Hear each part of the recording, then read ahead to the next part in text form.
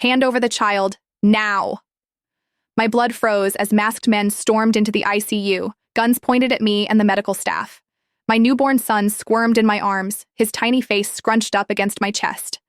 I clutched him tighter, my body curling protectively around his fragile form. I said, hand him over. One of the men stepped forward, his voice muffled behind a black balaclava. Please, I begged, tears streaming down my face. He's just a baby. The sharp sting of a slap cut my words short. My head snapped sideways, vision blurring as rough hands tore my son from my grasp. I lunged forward desperately, my hospital gown tangling around my legs. No, please, give him back to me. The nurses cowered against the wall.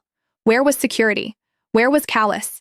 My husband should have been here hours ago when my water broke, but the CEO of Lumicore was unavailable. Now, after hours of labor, after finally holding my beautiful boy in my arms, these monsters had appeared from nowhere. What happened next will haunt me until my dying breath. One of the men laid my son on the bed and grabbed a pillow. My scream tore through the room as he pressed it over my baby's face. My baby's tiny limbs flailed against the white cotton, his movements growing weaker until they stopped.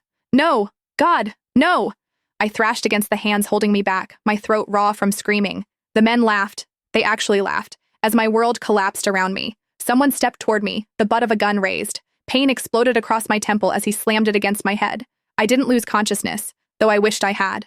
Instead, I lay still, eyes closed, as tears leaked from my eyes. Suddenly, a phone chimed. A video call. Greetings, boss. I've done as you ordered. That voice, that familiar, impossible voice. Callus? The man moved the phone, presumably showing the horrific scene. Excellent work. My husband's cool, controlled tone sliced through me like a blade. And Donna? She's unconscious. Perfect. Callus sounded pleased about the murder of his own child. Now all I have to do is gaslight her enough and she'll never be able to live without me. My heart shattered into a million pieces. The betrayal felt so overwhelming that I could barely process it. The father of my child and my husband of 5 years had ordered his own son's murder. Then another voice came through the phone. It was feminine, but very familiar. What are you doing, darling? I instantly realized the voice. It was Hannah Jacobs, his secretary. Why is she calling my husband darling? Just tying up loose ends, honey. Callus's voice softened in a way I'd rarely heard. I've kept my promise. I told you that our son will be the only heir to Lumicore. I've killed that wretched bitch's child. For you. Our son? They had a child together?